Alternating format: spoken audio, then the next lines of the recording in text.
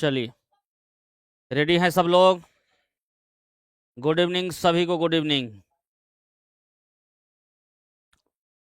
देखिए, मैथ आपका लगभग अंतिम चरण पे चल रहा है, अर्थमेटिक। आप लोगों का एक चीज हम बता दें सभी लोगों को, जो एग्जाम जो डेट दे दिया है जनवरी में, तो आप लोग जो है देखिए, हमको ये चैप्टर SI CI तक समाप्त होने के बाद आप लोगों को, हमको अगर टाइम समय मिला तो हम आप लोगों को 50-50 क्वेश्चन का 4-5 सेट कराएंगे प्रैक्टिस। लेकिन अगर नहीं मिला तो आप लोग चूकिए मत। आप अभी से 50-50 क्वेश्चन वाला मार्केट से कोई भी सेट लेकर के बनाना चालू रखिए, ठीक है? ये ध्यान रखिएगा, ये नहीं जो अपने से नहीं बना रहे हैं। तो समय कम है, पढ़ना देख लीजिए। सब विद्यार्थी आता है तो कहता बेसिक से पढ़ाइए सर, सर एकदम आराम से पढ़ाइए सर, सर ऐसे समझ में नहीं आता है सर। तो उस स्थिति में तो समझिए हम किस किस तरीका से बैच को यहाँ तक लेके आए हैं। तो थोड़ा सा आप लोगों को बस इतना ही कहते हैं, अगर जनवरी में एकदम डेट फिक्स है, जो कि लगभग हमको भी लग रहा है अब, तो आप लोग अभी से 50 क्वेश्चन वाला सेट घर पे बनाइए, ठीक है? कोई भी मार्केट का लेकर के। हमको समय मिला तो मैं 50 क्वेश्चन का एकदम टेस्ट करवाऊंगा ही करवाऊंगा। 4-5 हो, 6-7 हो, जाएगो हो सके जरूर कराएंगे। और सैटरडे को फिर क्लास लेंगे तो 3 घंटा से कम न लेंगे, याद रखिएगा।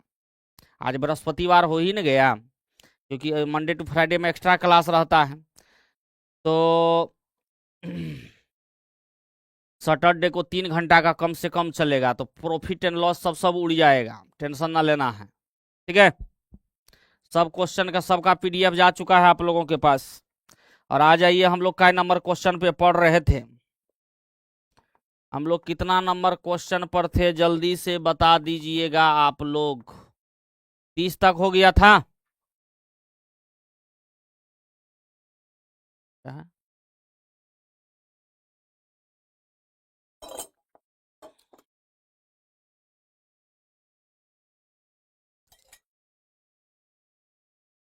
हाँ, हम करवाएंगे, हमको समय मिलने दीजिए, पक्का करवाएंगे। 31 होगा, चलिए 31 होगा। चलिए अब देखिए, क्वेश्चन पर देखा जाए, कहता है रेनू अपनी आय का 68% खर्च करता है, उसकी आयु में ना आय में, उसकी आय में कहता है कितना परसेंट का वृद्धि हो गया है। आय में कहता है 40% वृद्धि, व्यय में इतना परसेंट वृद्धि, तो बचत में। ऐसा सवाल तो कल खूब पढ़ाए हैं। आय का 68% खर्च करता है, तो खर्च एक्सपेंस प्लस सेविंग बराबर इनकम होता है। तो खर्च करता है 68, तो बचाएगा कितना? 32। आय कितना होगा? 100। काट दीजिए, 4 से 17, 4 से 8 और 4 से 25। अब वो कहता है आय में 40% वृद्धि, इसमें 40% वृद्धि। ऐसा सवाल कल बताए हैं। व्यय में 30% वृद्धि, इसमें 30% वृद्धि। तो कहता है बचत में हुई वृद्धि, मतलब X%। एवरेज वाला बोले थे रूल लगा देने ऐसे सवाल में, डायरेक्ट गुना करिए। 17 गुना 30 510, 8 गुना X 8X, 25 गुना 4 1000। यहां से X का मान निकालना है। 510 घटाइएगा तो 490/8, 490/8। तब 8 से काट दीजिए इसको, 8 छा के 48, बच गया कितना? 1।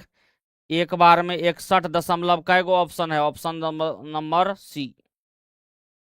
61.25% आया है। ऑप्शन नंबर C सही है सभी लोगों का। Very good, clear. ऐसा सवाल कल 2-3 गो पढ़ाए हैं, कल के डेट में भी ये सवाल पढ़ाए हैं। जो विद्यार्थी इसमें लेट से आए हैं उसको तो पहले का सब वीडियो देखना पड़ेगा, नहीं तो फिर दिक्कत है ना? चलिए अगला सवाल आ जाइए। कहता है ए की आय बी की आय का 60% है। ए की आय जो है बी की आय का 60% है, मतलब बी अगर 100 है तो ये 60 है, ठीक है? कहता है ए का व्यय जो है, ये आय का मामला है, आय का, इनकम का। ध्यान दीजिए, जो जो कहता है पहले लिख दीजिए। ए का व्यय बी का व्यय का 75% है। फिर कहता है व्यय मतलब एक्सपेंस, मतलब खर्च। तो ए का ब्याज जो है बी का 70% है, मतलब बी अगर 100 रुपया खर्च करता है तो ये 70 रुपया खर्च करता है। ठीक है, फिर कहता है इसके बाद देखिए, यदि ए की आय बी की आय का 75% है,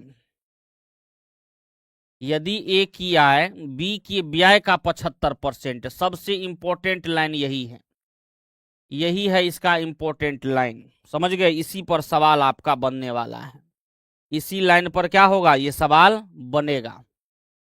1:5 देखिए निकाल भी लिया है। कहता है ए की ब्याज जो है वो बी के, ए की आय जो है बी के ब्याज का 75%,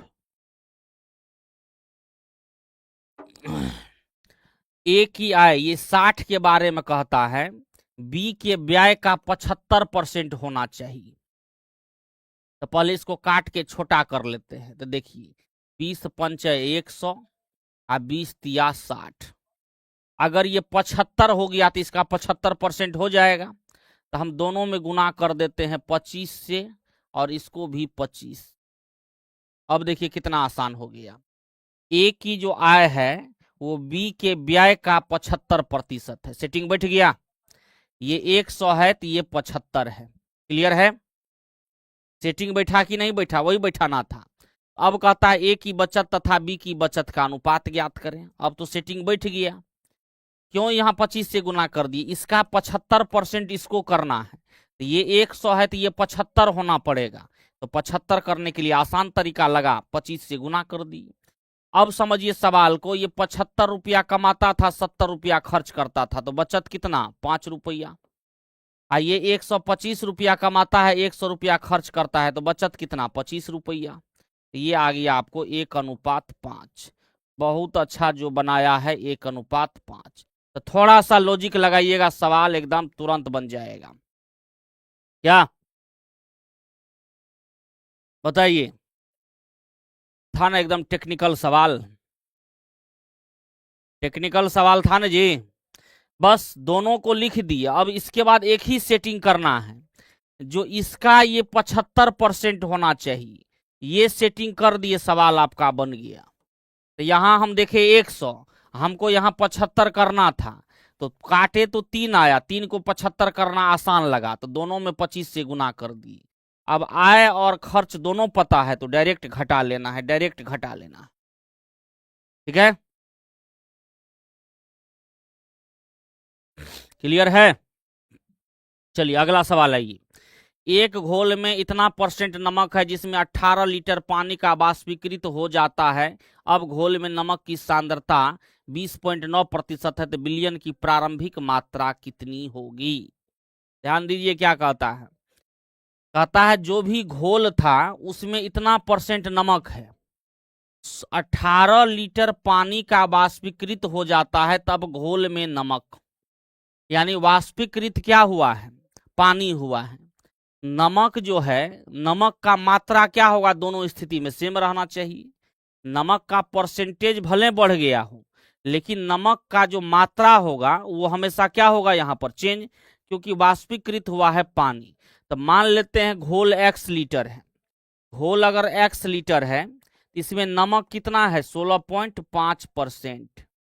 अब घोल में से 18 लीटर घटा लिए, तो इतना घोल बचा, लेकिन नमक का मात्रा तो समान होगा, नमक कहता है 20.9% है, बस इतना सा काम कर दीजिए। क्या लीटर है जो भी है उससे क्या मतलब है, तो ये मामला कर दीजिए, आपका उत्तर आ जाएगा। नमक बराबर नमक, सॉल्ट बराबर सॉल्ट कर दिए, क्योंकि पानी अगर वाष्पीकृत हो रहा है तो घोल की मात्रा तो घटेगा, घोल की मात्रा घट गया, लेकिन नमक की मात्रा में कोई फर्क नहीं पड़ेगा। तो चलिए काट देते हैं, दशमलव दशमलव, प्रतिशत प्रतिशत, ये देखिए कट रहा है, 15 11 165, 11 से वो कटता है, हाँ कटता है, 11 से 15 बार में, 11 से 19 बार में हो गया, तो 15x 19x यानी 4x, और 4x बराबर हो जाएगा 18 × 19, तो x बराबर हो जाएगा 18 × 19/4,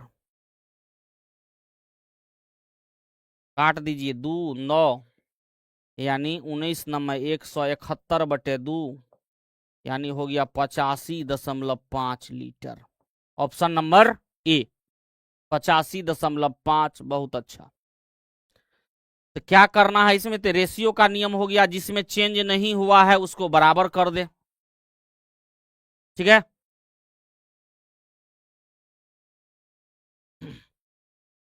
क्योंकि पानी हट रहा है तो ये तो रेशियो में ही हम लोग पढ़े थे, जिसकी मात्रा में चेंजिंग ना हो उसे कांस्टेंट रखें। तो आप नमक में कोई चेंजिंग नहीं हो रहा, नमक की मात्रा में नमक बराबर नमक कर दिए, सवाल बन के रेडी हो गया। क्लियर। चलिए अगला सवाल आइए, बनाइए इसको। क्या कहता है, चीनी तथा पानी के घोल में जो कि 28 लीटर है, इतना परसेंट चीनी है।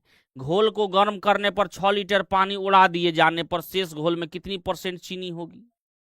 तब बताइए, यहां पर 6 लीटर पानी उड़ा तो नीचे में तो आपको टोटल जो लिक्विड बच गया उसी में होगा। तो पहले चीनी कितना था, 28 लीटर में 26.4% था। पहले जो था 28 लीटर में 26.4 लीटर परसेंट था। अब 6 लीटर पानी उड़ गया 28 में से, तो कितना लीटर बचा, 22। तो इसमें कहता है कितना परसेंट होगा, तो x परसेंट है। x का मान निकाल दीजिए, उत्तर आ गया। परसेंटेज परसेंटेज गया, 22 से काट दीजिए, 22 कान 1, 22 दूना 44। एक्स का मान निकल गया 12 अट्ठे 96, 12 दूना 24, 9 33। 33.6% नया होगा। ऑप्शन नंबर डी होगा। हाँ 33.6। नहीं, रेशियो से जल्दी यही बन जाएगा बाबू, इसमें रेशियो बैठाने की जरूरत नहीं है, नहीं तो हम बैठा देते तुरंत। उससे जल्दी ये सब सवाल डायरेक्ट बनेगा, इसमें रेशियो लगाने की कोई जरूरत नहीं है। क्लियर। चलिए बन गया, तो अगला सवाल आइए। एक गांव की जनसंख्या इतना, एक साल में पुरुष इतना बढ़ा, महिला इतना बढ़ा, कुल इतना बढ़ा। इससे पहले गांव में पुरुष की संख्या कितनी थी। तो देखिए, कुल जनसंख्या दिया हुआ है, पुरुष में वृद्धि दिया हुआ है, महिला में वृद्धि दिया हुआ है, और टोटल कितना बढ़ा है ये भी दे दिया है। तो 204 दू 658 बढ़ा है, ये भी दे दिया है। तो आपको बताए थे एक रूल, एक में चेंजिंग, दूसरे में चेंजिंग और टोटल में चेंजिंग जब हो तो आप हमेशा रूल ऑफ एलिगेशन लगाते हैं क्वेश्चन बनाने में, और वही प्रयोग यहां कर दीजिए। तो यहां पर देखिए, कहता है पुरुष में आबादी में 8% का वृद्धि, महिला आबादी में कहता है 5% का वृद्धि, और कुल आबादी में 658 है। अगर वो कट रहा है 9800 से, यानी 98 से, तब तो बहुत आसान है। 6 बार में 8 छा के 48, 9 छा के 54, नहीं कटेगा ना। तो परसेंटेज नहीं निकालिएगा तो उसको भी हम लोग बदल देते हैं संख्या में ही। टोटल वृद्धि कितना हुआ है, 658 का। 658 हुआ है जी, 458, 200 बिल्कुल। तब देखिए, आपको बताए थे तीनों जगह समान कंटेंट रखना है। यहां अगर संख्या रखे हैं तो यहां और यहां भी संख्या रखना पड़ेगा। इसका 8% निकालिए, 80 80 64, 9 8 72, 6 78। इसका 5% निकालिए, 980 का आधा यानी 490, और घटा लीजिए। ये घटाइएगा तो 158, 10 168 होगा। ठीक है, और ये घटाइएगा तो 58 दू 60, 24 दू 26, 126 हो। ठीक है, दोनों का आ गया। ये देखिए किसी से कट रहा है, 8 6 14, 1 15, 3 से 6 से सबसे कटेगा। 21 से भी कट रहा है, 21 से 6 बार में, 21 से 8 बार में, और कट जाएगा, 4:3 में आ गया। ये क्या निकल गया, पुरुष और महिला की संख्या का अनुपात 4:3 है। आपको पूछता है क्वेश्चन में पुरुष की संख्या कितनी थी, मतलब 4 का वैल्यू पूछ रहा है। तो 4 बटे टोटल कितना, 7, और गुना कुल जनसंख्या 9800। 7 से 14 बार में, 14 चौके 5600। 5600 आपका क्या हो जाएगा, उत्तर हो जाएगा। तो बताए थे ना, इधर अलग चेंजिंग, दूसरे में चेंजिंग, टोटल में चेंजिंग, जब भी मामला रहेगा तो एलिगेशन लगा दीजिए। तो ये दोनों परसेंटेज में है, ये संख्या में है, 9800 से उतना। तो सब जगह वृद्धि ही लिखे हैं, तो यहाँ अगर संख्या लिखे हैं तो यहाँ और यहाँ भी संख्या लिखना पड़ेगा।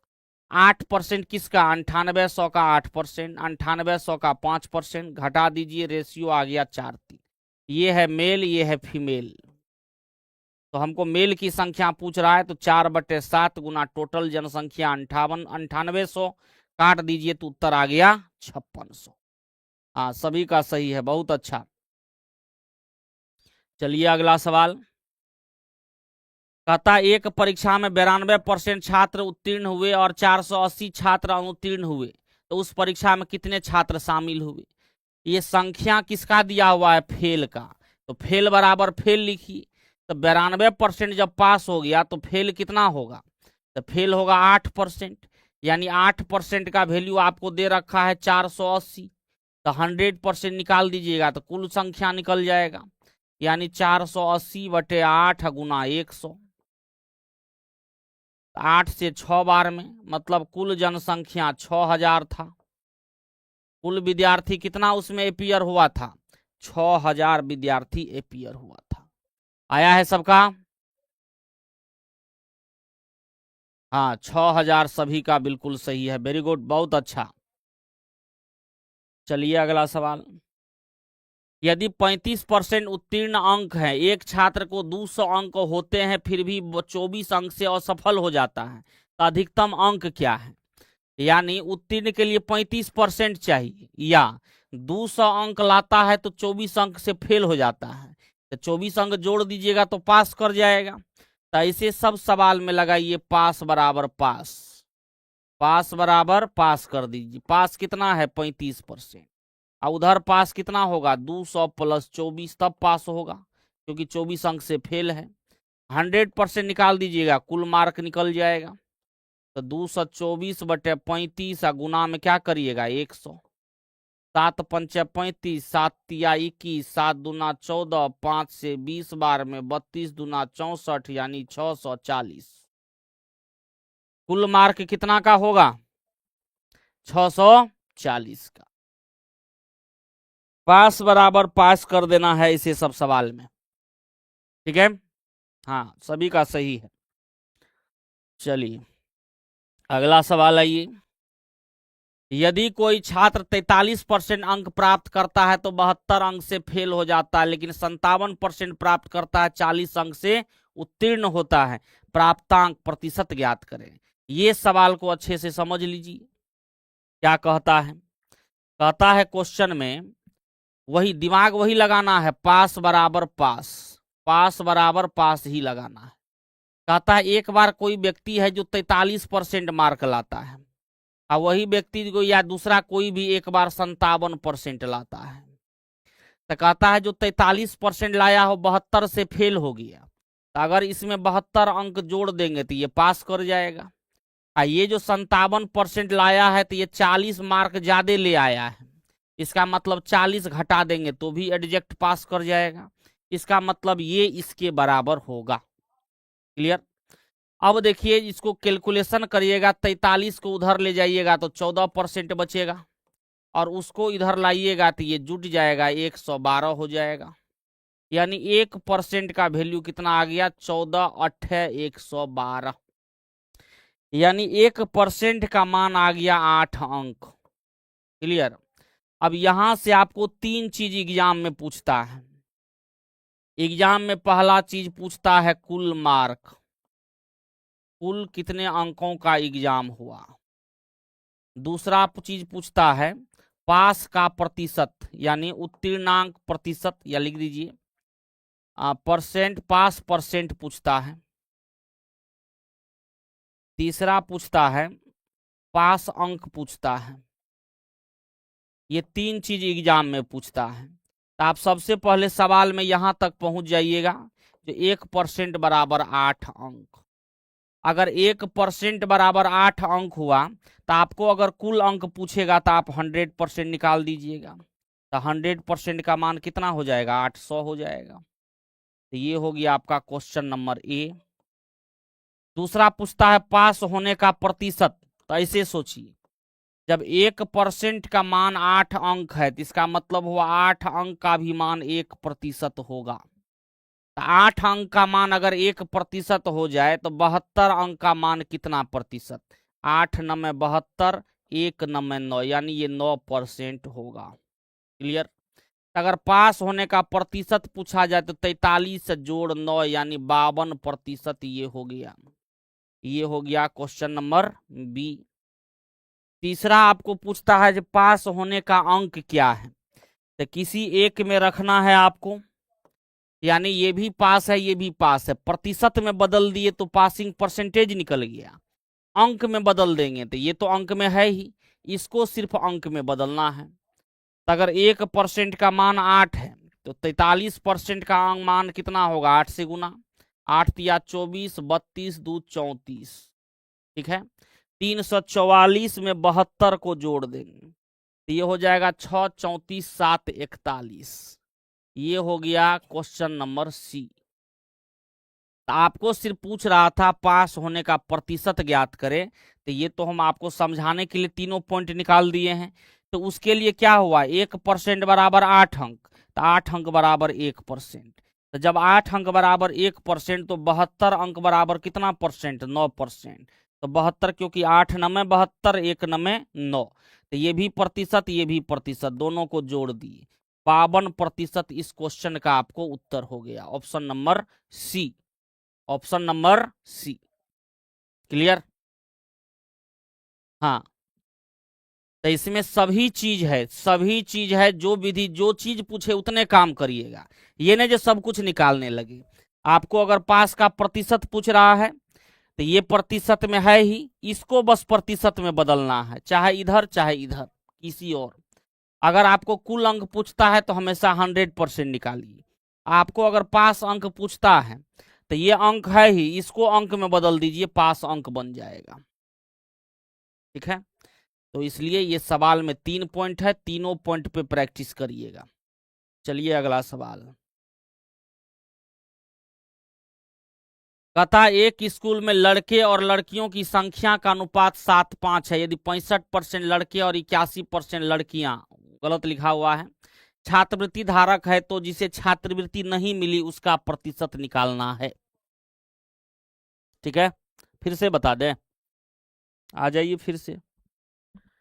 देखिए पहला काम तो ये सवाल दिया हुआ है आपको क्वेश्चन में, इतना चीज तो क्वेश्चन में दिया गया है, पास बराबर पास, बस आपको इतना ही दिमाग लगाना है। इसको उधर ले गए तो 14%, ये इधर आया तो 112, 1% बराबर 8 अंक हुआ। आपको पूछता है पास होने का प्रतिशत ज्ञात करें, तो पास होने का प्रतिशत मतलब क्या, ये भी पास है ये भी पास है, इसको प्रतिशत में बदलना है, तो ये तो प्रतिशत में है ही, सिर्फ इसको प्रतिशत में बदल देंगे तो काम बन जाएगा। उसको कैसे बदलिएगा, ये अंक है तो अंक से तुलना करिए, 8 अंक बराबर 1%, 72 अंक बराबर कितना प्रतिशत, 8 नमे 72, 1 नमे 9, या 1/8 गुना 72 बराबर 9, तो 9 लिख दिए, 43 9 52 हो गया। ठीक है, अच्छा सवाल था, अब बन जाना चाहिए। चलिए अगला सवाल आइए। एक स्कूल में लड़के लड़की की संख्या का अनुपात दिया गया है 65% और 81%, टोटल में पूछ रहा है कितना परसेंट, मतलब नहीं वाला, लेकिन टोटल में तो पूछ रहा है ना। तो आपको बताए थे अगर योगफल में चेंजिंग पूछा जाए तो औसत रूल लगा दीजिए, गुणनफल में चेंजिंग पूछा जाए तो क्रमिक रूल लगा दीजिए। तो 7:5 में है, आपको ये मिला है, लेकिन क्वेश्चन में पूछता है जिसको नहीं मिला है उसका प्रतिशत। तो लड़का में कितना परसेंट को मिला है, 65% को, और लड़के हैं कितना 7, तो 35% को नहीं मिला। फिर 81% लड़कियां को मिलेगा तो 19% को नहीं मिलेगा। ये नो वाला डायरेक्ट लिख लिए हम लोग। टोटल में पूछ रहा कितना को नहीं मिला तो एवरेज लगा देंगे, एवरेज मतलब गुना कर दीजिए या बेस ले लीजिए, गुना करिएगा तो 35 7 210, 7 5 35, 245, 19 5 95, अब बटे 7 5 12, ये औसत निकल गया, यही उत्तर हो जाएगा आपका।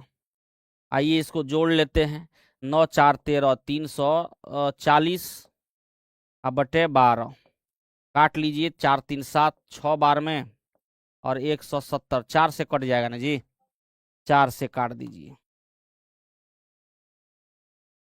4 तिया 12 और 4 8 32, 4 5 20, 85/3, 27 तिया 81 होता है, 28 तिया 84 होता है, तो 28.1/3, 28.1/3%।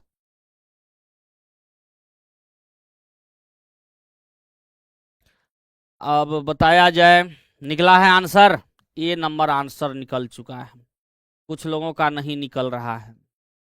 हाँ, ए नंबर, वेरी गुड। ए नंबर वाले देखिए कितना लोग बनाए हैं, बहुत ही अच्छा है। बहुत सुबह 7-8 से रात 8-7 बजे तक क्लास चलता है, तो बाबू क्या करेंगे, एग्जाम नज़दीक है, तो आप लोग का क्लास तो चलबे न करेगा भर भर दिन। हम्म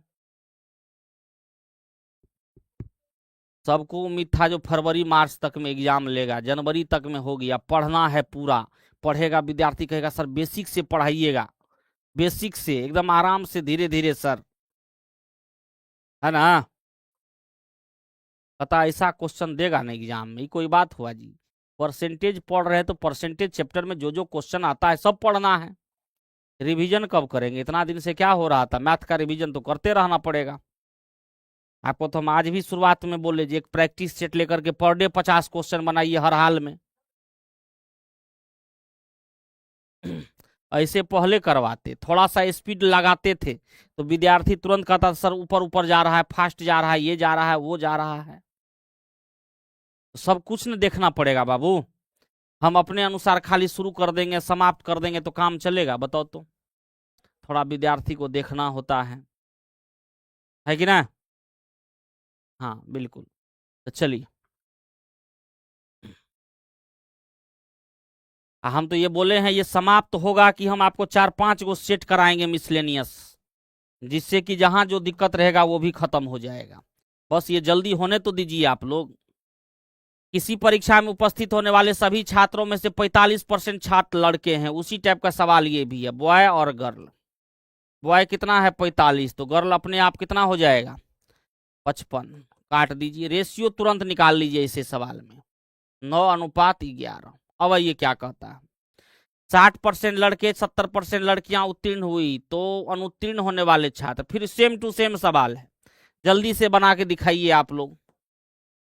यस दिया हुआ है, नो वाला पूछ रहा है। 60% लड़के तो 40% फेल हुआ, और 70% लड़कियां तो 30% फेल हुआ। आपको फेल का ही प्रतिशत टोटल में निकालना है, औसत लगा दीजिए, गुना कर दीजिए डायरेक्ट, 360, 330 बटे 11, 9, 20 करिएगा तो ये हो गया 3×3=690, बटे में 20, ये 0 गया, 34×2=68.5% उत्तर हो गया। 34.5 आया है, देखो 35.5 लाता है, 34.5 ना जी। हाँ 34.5, वेरी गुड, 34.5, क्लियर। हाँ ऐसे ही फटाफट आंसर निकालना है, समय कम है ना जी। अगला सवाल, चलिए चलिए ना, इसको समाप्त ही कर देना है, कै गो सवाल है इसमें, इसको समाप्त करिए। एक वस्तु की कीमत में 1% की वृद्धि हुई, बाद में नई कीमत में 1% की कमी आई थी, अब वस्तु की कीमत 1 रुपये है, तब मूल कीमत क्या थी। अब देखिए ये कैसे पूछ रहा है, यहाँ ऑप्शन में दिया हुआ है आर में, तो यहाँ 1% की जगह क्या होना चाहिए, R%, है ना। Now the price of article is 1, यहाँ एक सही है, यहाँ एक सही है, दोनों जगह क्या है, आर है। तो कहता है कि एक वस्तु की कीमत में R% की वृद्धि हुई, फिर R% की कमी आई, अब वस्तु की कीमत 1 रुपये है, तो मूल कीमत क्या थी, मतलब उसी टाइप में निकालना है आपको। तो मान लीजिए कोई वस्तु जो है X रुपये का है, बेसिक तरीका से लिखिए, R% बढ़ाइएगा तो क्या करिएगा, 100 + R बटे 100, फिर R% घटाइएगा तो 100 - R बटे 100, अब इसका मूल्य हो गया है 1 रुपया। यही सवाल है, एक्स का मान निकाल दीजिए, ये 100 100 यहाँ गुना हो जाएगा, तो 1 पर 4 0, इसको गुना करिएगा तो इसी का वर्ग हो जाएगा, तो 4 जीरो अब minus R square A plus B A minus B, X का वैल्यू इतना आ जाएगा। ऐसा है ऑप्शन नंबर डी। ए आ गया जी। सक्सेसिव ही है, सक्सेसिव ही है, लेकिन ऑप्शन के अनुसार चुनना है। हाँ, आर स्क्वायर बाय 100% लॉस होगा, लेकिन ऑप्शन के अनुसार चुनना है। तो यहाँ आर होगा जो कि 1 था, इंग्लिश में सही था। ठीक है, हाँ चलिए, एक बार वृद्धि कर दिए, कमी कर दिए, बराबर 1 लिख दिए, एक्स का मान निकाल दीजिए, उत्तर हो गया। कुछ करना है, अगला आइए, जल्दी से बनाइए इसको।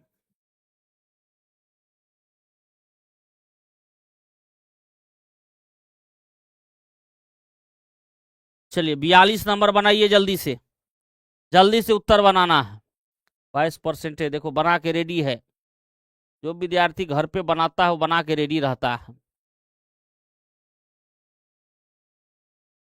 22% वृद्धि, देखो एगो एक 22%, 30% वृद्धि, 25% कमी, 25% वृद्धि। तो कहता है तो फाइनली क्या हुआ, तो आप या तो क्या करिए, रेशियो लगा दीजिए, नहीं तो 100 लगाइए। रेशियो लगाइएगा तो 30% का वैल्यू कितना होता है, कहिएगा 3/10। 25% का कितना होता है, 1/4। तो 30% अगर बढ़ेगा तो 10 में 3 जुट जाएगा, 13 होगा। 25% कमी होगा, 25% 1/4 यानी 4 में 1 की कमी, 3 होगा। और फिर 25% वृद्धि, 4 में 1 की वृद्धि, 4 से 5 होगा। जो कट रहा है उसको काट देते हैं, तो 4 चौके 16 और 16 दूना 32, इधर हो गया आपको 13 तिया 39। तो 7 का वृद्धि हुआ, किस पर, 32 पर, गुना में 100। तो वृद्धि हुआ है, डिक्रीज का तो यहाँ कोई मामला ही नहीं आ रहा है क्या। तो 4 8 32, 4 से 25 बार में, 25 7 175/8, 8 से भागा दीजिएगा, 8 दूना 16, बच गया कितना, 1 1 पर 5, 8 से 1 बार में, 7 पर 0, 8 7 56, 8 8 64, 6 8 7 56, 8 5 21.875% क्या हुआ है, इंक्रीज। अब ये लगभग मान निकालिएगा तो 21.8 है, तो इसको लगभग में क्या लिखिएगा, 22 लिखिएगा। तो 22% इंक्रीज, ऑप्शन नंबर बी होगा, ऑप्शन नंबर बी। हाँ वेरी गुड, इंक्रीज होगा, एगो ए लगा दिया था डिक्रीज। 22% इंक्रीज, वेरी गुड, बहुत अच्छा। ठीक है, चलिए अगला सवाल। मोटरसाइकिल के मूल्य में प्रतिवर्ष 4% ह्रास होता है, यदि इसका वर्तमान मूल्य इतना है तो 2 वर्ष बाद इसका मूल्य क्या होगा। 4% ह्रास होना मतलब 4% कमी, मतलब 4% का वैल्यू होता है 1/25। तो 1/25 की कमी होने का मतलब 25 में 1 का कमी हो जाएगा 24। 2 वर्ष तक चला है तो 2 बार लिख दीजिए, 3 वर्ष तक चलता 3 बार लिख देते, यानी कमी है तो ये लिख दिए। गुना कर दीजिए, जो ओरिजिनल में 625 था वो 24 का स्क्वायर 576 हो गया। क्वेश्चन कहता है वर्तमान मूल्य इतना है तो 2 वर्ष बाद इसका मूल्य कितना होगा, यानी इसका वैल्यू दिया हुआ है 75,000, इसका मूल्य पूछ रहा है। तो क्या करिएगा, 75,000/625 गुना 576, यही तो सवाल हुआ। अब तो काटना है, काट दीजिए, 25 से तो कटना ही है, 25 से 25 बार में, 25 से 2 गो जीरो को काट दिए 4 बार में, अब 25 से 750 को काट दिए 30 बार में, 4 तिया 12 छा के 72, 12 7 84, 7 91, 12 5 60, 9 69 जीरो बैठा दीजिए। 69 120 गुना भाग करते रहना है खुद से। सी आ गया, हाँ गुना भाग करिएगा तो सी आ जाएगा। ठीक है, बहुत अच्छा। 42 नंबर नहीं समझे फिर से बता दीजिए, थोड़ा सा पीछे जाकर के फिर से बाबू देख लो। ठीक है, 42 नंबर में क्या था ऐसा जो नहीं समझे? जी कुछ हो है? एक बार ये तो रूल पढ़ाए हुए हैं जी, थ्योरी में पढ़ाए ये रूल, थ्योरी में ना पढ़ाए ये रूल। लगातार वृद्धि कमी 3 गो रूल पढ़ाए थे, रेशियो वाला रूल है, बताओ तो। तब विद्यार्थी देखता नहीं है ना, प्रैक्टिस कर रहा है। तो 4% कमी मतलब 1/25 कमी मतलब 25 में 1 की कमी 24 होना। 2 वर्ष का मामला है, 2 बार लिख देना है। 3 वर्ष का रहता 3 बार लिख देते। गुना कर लेना है। ये हुआ पहले, ये हुआ वर्तमान। आपको पहले का वैल्यू दिया हुआ है, वर्तमान का वैल्यू पूछ रहा है, या वर्तमान दिया हुआ है, बाद का वैल्यू पूछ रहा है। हो गया उत्तर। चलिए आगे। किसी शहर की आबादी हर साल शुरुआत में उसके कुल के 4% वृद्धि, वही सवाल है। 1 जनवरी 2001 को जनसंख्या इतनी थी, तो 2004 को 1 से 2, 2 से 3, 3 से 4, 3 बार वृद्धि होगा 4%। तो 4% इस बार वृद्धि है, 1/25 वृद्धि। हाँ, 1/25 वृद्धि मतलब 25 से 26 होगा। 3 वर्ष है, 3 बार लिखेंगे 25 से 26। 25 से 26, 25 का क्यूब होता है 15,625, और 26 का क्यूब आप लोग गुना करिए 17,576 शायद होता है। आपको याद रखना पड़ेगा 1 से 25 तक का क्यूब, ठीक है। 17,576 होता है 26 का क्यूब। तो इसका मान दिया हुआ है 500,000, और इसका मान पूछ रहा है, यही सवाल है। तो आपका इसमें जो वृद्धि है, 1 जनवरी 2001 को जनसंख्या इतना थी, तो 1 जनवरी 2004 को कितना होगा? ऐसा ऑप्शन कहाँ है जी?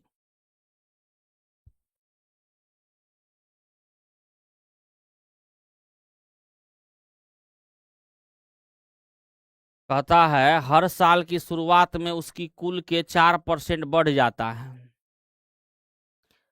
तो 2001 में अगर 50,000 है तो वृद्धि हो रहा है, तो 500,000 से तो ज्यादा रहना चाहिए ऑप्शन में। ऑप्शन में कमी वाला दे दिया है, क्या जी? ध्यान दीजिए। अब देखो लिख दिया है 450,000। हाँ, ज्यादा ना आएगा, घटेगा कैसे? जो 2001 को अगर 500,000 है, तो 2004 को जब वृद्धि हो रहा है तो 500,000 से कम थोड़े होगा उत्तर। 500,000 से ऑप्शन क्या होना चाहिए? ज्यादा। चारों ऑप्शन गड़बड़ है, आपको 2004 में पूछ रहा है, ठीक है। तो आपका ये गड़बड़ है ऑप्शन। आप क्या लिखिएगा? 500,000। अब बटे में क्या लिखिएगा? 15,625, गुना करिएगा 17,576। गुना भाग करना पड़ेगा, तब जा करके सवाल बनेगा, ठीक है। तो ऑप्शन इसका क्या है? गड़बड़ है। हाँ, 56, 2, 24, 32 आ रहा है, ठीक है, आ रहा होगा जरूर। ज्यादा रहता तब तो सोचना है, ठीक है। तो ये था आपका परसेंटेज का मामला। क्या? ये था आपका परसेंटेज, आपका जो है ना वो खत्म हो गया, ठीक है। मामला दूसरा आ गया, वो है प्रॉफिट एंड लॉस।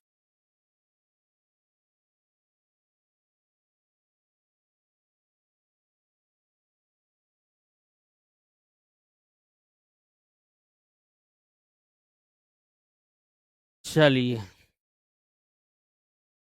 अच्छा हिंदी और इंग्लिश में अलग अलग था, चलो देख लेते हैं। Town increases by 4% of its total at the beginning of the year if the population on 1 January 2001 was इतना, व्हाट वाज द ऑन। तो ये क्या लिख दिया? ये तो खतरनाक लिख दिया। 2004 वही तो, वो भी लिखा है, क्वेश्चन उल्टा लिख दिया है, समझ गया? क्वेश्चन उल्टा लिख दिया है।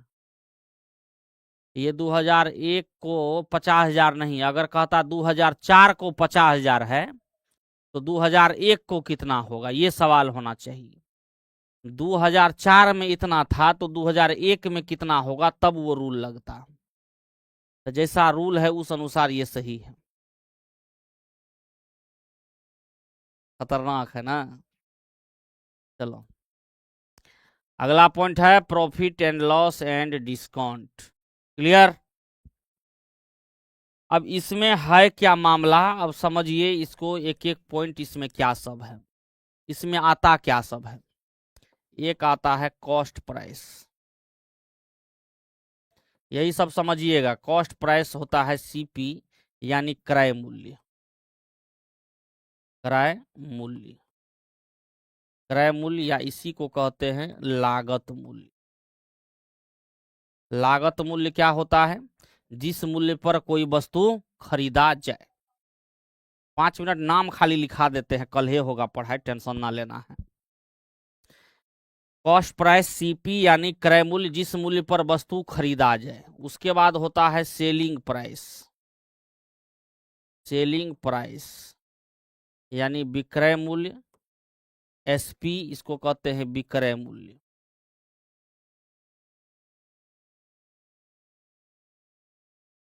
विक्रय मूल्य मतलब जिस मूल्य पर वस्तु को बेचा जाता है।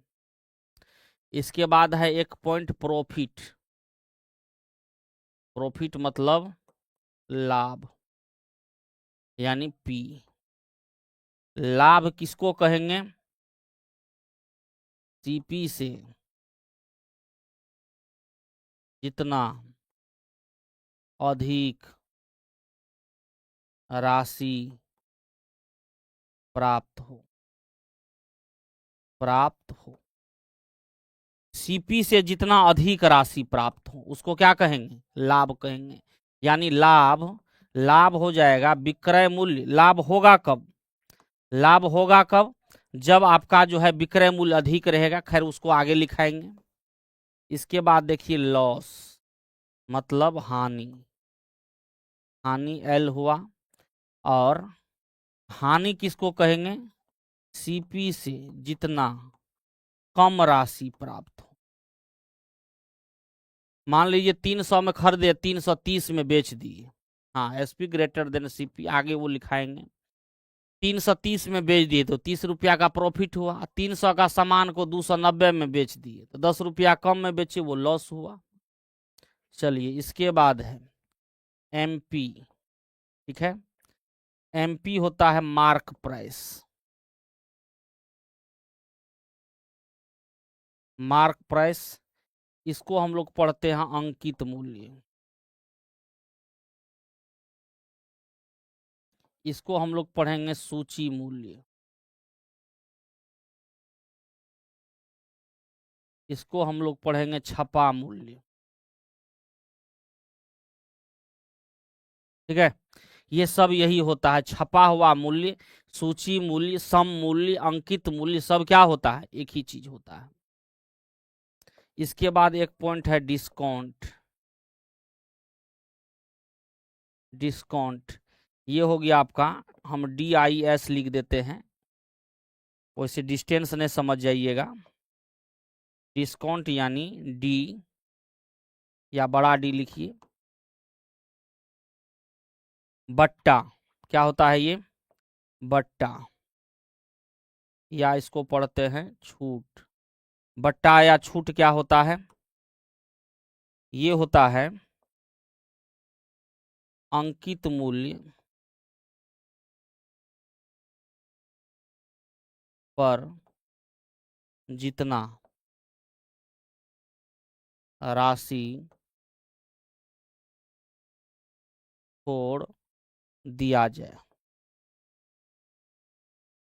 यानी डिस्काउंट कहाँ होता है, अंकित मूल्य के कारण। अगर 100 रुपया छपा हुआ मूल्य है, 95 रुपया में आपको मिल गया, इसका मतलब होता है 5 रुपया का आपको डिस्काउंट मिला है। तो यही 6 पॉइंट है इसमें पढ़ना, सब खेला है इसी 6 पॉइंट पर। CP, SP, profit, loss, MP, discount, ये 6 पॉइंट पर ही पूरा डिस्कस है इस पूरा चैप्टर में। अगर ये सभी 6 पॉइंट को बढ़िया से समझ लिए तो सब खेला इसके बाद क्या हो जाएगा, परसेंटेज का खेला हो जाएगा। सभी खेला क्या होगा, परसेंटेज का। अब परसेंटेज टूटेगा, छोटा होगा, खेला हो जाएगा रेशियो का।